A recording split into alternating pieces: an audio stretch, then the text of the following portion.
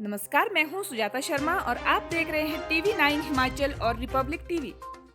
जिला हमीरपुर के अंतर्गत आने वाली भोरंज विधानसभा क्षेत्र में आम आदमी पार्टी की उम्मीदवार रजनी कौशल ने रोड शो किया। इस मौके पर बहुत भारी संख्या में कार्यकर्ताओं ने भाग लिया।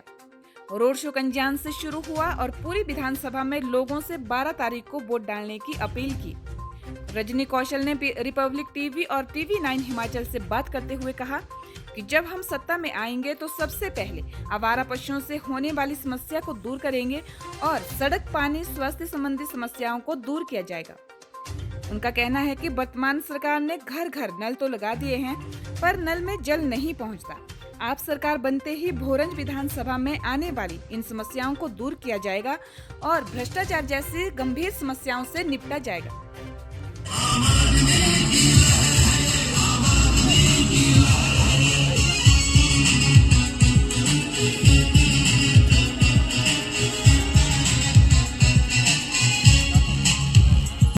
आपको क्या लगता है कि अब तक इतिहास के बीच में एक छोटे तकबे के लिए जो गरीब परिवार है जो बिल्कुल डिजर्व करता है, चाहे वो किसी भी समाज से हो, तो क्या लगता है कि वो पूरी तरह से वो कार्य पूर्ण हो चुके हैं या करने को है तो आप कैसे करेंगे?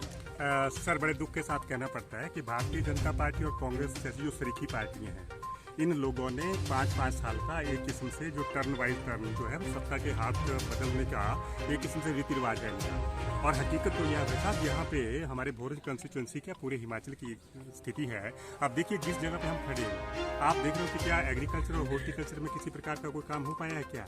आज हमारी ज़मीनें जहाँ से भी आप होके निकले हो, देखिए यहाँ नदी है, नाले हैं। अगर यहाँ पे वाटर हार्वेस्टिंग की बात की होती तो आज किसान हमारे खेतों में यहाँ पे केसर की बिजाई करके भी किसान कहाँ से कहाँ पहुँचते। आज मशरूम हमारे प्रोडक्शन यहाँ से नहीं है। पोली हाउस का बहुत बड़े जिलों में काम हुआ है, यहाँ पे कुछ नहीं है। एग्रीकल्चर से लेकर के हॉर्टिकल्चर से लेकर के आप देखो कि जो मूलभूत सुविधाएं हैं वो भी अभी तक गांव में जो है वो बिल्कुल नहीं है। और आपके लिए जानकारी के लिए बता दूं कि Himachal Pradesh village common and waste utilisation scheme में भूमिहीन लोगों को 1975 से लेकर 80 के बीच में तात्कालिक कांग्रेस सरकार ने जो है वो कल्टीवेशन के लिए, खेतीबाड़ी करने के लिए जमीन दी थी। लेकिन यहाँ पे 5000 केस ऐसे हैं हमारे भोरंज विधानसभा के अंदर कि उनको आज तक फिजिकल पोजेशन जो है वो कोई भी सरकार नहीं दे पाई है। बड़े दुख के साथ कहना पड़ता है कि हम तो आम आदमी पार्टी के वो सिपाही हैं जिन्होंने लाठियां खा करके भारतीय जनता पार्टी और कांग्रेस जैसी शरीकी पार्टियों की जो है वो उनका पोल खोला है हम लोगों ने, और काफी लोगों को हमने जो है वो न्याय के हित में काम देने का काम किया है। ये भारतीय जनता पार्टी और कांग्रेस के लोग कहते हैं कि आज हमने बहुत बड़ा विकास किया है। मुझे तो समझ नहीं आता है कि भ्रष्टाचार का आज आप PWD के किसी भी काम की क्वालिटी आप चेक करवा लीजिए। मैं गारंटी के साथ कहता हूं कि 30% ऑफ द जो पैसा है वो इन लोगों के ठेकेदारों की जेबों में और सरकार के जो नुमाइंदे हैं उनकी जेबों में गया है। मैं समझ नहीं आती कि एक ऐसे विधायक यहाँ पे पैदा होते हो कि बाहर की कंस्टिट्यूंसी से आकर के यहाँ पे सेंचुरी बना के रखा है भोरंज विधानसभा को। यहाँ पे आके जो लोग खाली हाथ आए थे, आज करोड़ों रुपए की प्रॉपर्टी आज उनके नाम पे है। क्या समाज को ऐसे नेता चाहिए? नेता तो ऐसे चाहिए ना कि जो गरीब के बात जो है वो करे। लेकिन गरीबों की बात कौन करता है? क्या भारतीय जनता पार्टी और कांग्रेस ने कभी गरीबों की बात करी? मैं कहता हूँ गरीबों की अगर बात की होती ना तो शायद भारतीय जनता पार्टी और कांग्रेस के लोगों को ना आज दर की ठोकरें नहीं खानी पड़ती हो। अमित शाह जैसे और अब मोदी साहब को ना आज यहाँ पे धूल ना फांकनी पड़ती है, ठीक है ना जी। लेकिन आम आदमी पार्टी ही एक ऐसी पार्टी आज पूरे देश के अंदर कि जो आम आदमी की बात करके जो है ना उनकी अच्छी शिक्षा, अच्छा स्वास्थ्य और रोजगार और इन सारी बातों की तरफ जो है ना आम आदमी पार्टी बड़ी तेज रफ्तार के साथ बढ़ेगी। और हम आशावान हैं कि इस इलेक्शन में कि आम आदमी पार्टी जो है एक बहुत अहम भूमिका निभाने जा रही है और प्रदेश की जनता के जो हालात हैं वो निश्चित तौर के ऊपर बदलेंगे। सर, एक सवाल और जी जी, OPS को लेके जो दावेदारी की जा रही है वो गवर्नमेंट सेक्टर के लिए की जा रही है जी, निश्चित। मैं आपसे एक सवाल पूछता हूँ, वो तकमा कहाँ है?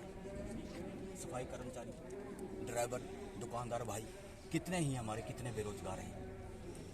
एक सोचने वाला एक बहुत बड़ा मसला है। सही कहा, बहुत बड़ा मसला है। हम उस तकमे पे हमारी सरकारें नजर क्यों नहीं डालती? सर देखिए कि जहाँ तक ओल्ड पेंशन स्कीम को सर रिवाइव करने की बात है, तो स्वाभाविक बात है सर, यहाँ पे तो 2.5 लाख कर्मचारी होते हो और पेंशनरों की सर कितनी ही तादाद है।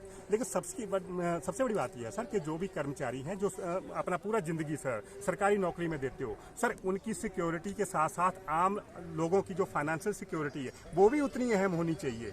इस देश में सर सारे लोगों को तो नौकरी करने का मौका नहीं लगता है। ठीक है, ओल्ड पेंशन स्कीम तो हमने वायदा किया है, केजरीवाल साहब ने वायदा किया है कि अगर हमारी सरकार बनती है तो हम OPS को लागू करेंगे। लेकिन इसके साथ साथ जो गरीब लोग हैं, जो मजलूम लोग हैं, जो देखो दिहाड़ीदार होते हो, जो प्राइवेट सेक्टर में काम कर रहे हो, देखो उनके बुढ़ापे की चिंता भी आम आदमी पार्टी करेगी और निश्चित तौर के ऊपर आने वाले टाइम में हम लोग इनके बारे में भी सोचेंगे।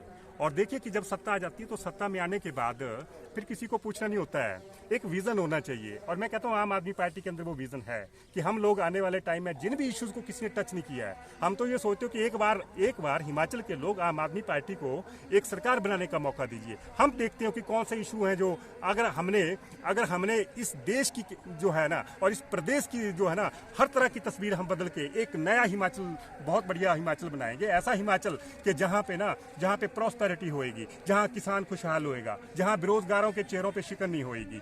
ठीक है ना जी, और यहाँ पे बहुत कुछ करने को है। मैं कहता हूँ हिमाचल तो इस देश का स्विट्जरलैंड है, लेकिन बड़े दुख के साथ कहना पड़ता है कि यहाँ पे ना तो हाइडल प्रोजेक्ट का जो पोटेंशियल, ना तो उसको टैप करने की बात हुई, ना तो यहाँ पे जो हमारा टूरिज्म जो इंडस्ट्री है उसको प्रमोट किया जा सकता है। लेकिन ये इशू तो इनसे कोसों मील दूर भी नहीं सोच सकते हो ये। अब आप बताओ कि भारतीय जनता पार्टी और कांग्रेस ने कभी बेरोजगारों की तो बात करते हो कि हम इतना रोजगार देंगे, लेकिन कब देंगे? इलेक्शन के टाइम में तो उनको सारी समस्याओं का हल करवा लो, लेकिन इलेक्शन का प्रोसेस जैसे खत्म होएगा इन लोगों से कोसों मील चला जाता है फिर आम आदमी का जो उनसे रिलेटेड जो जितने भी इश्यूज हैं।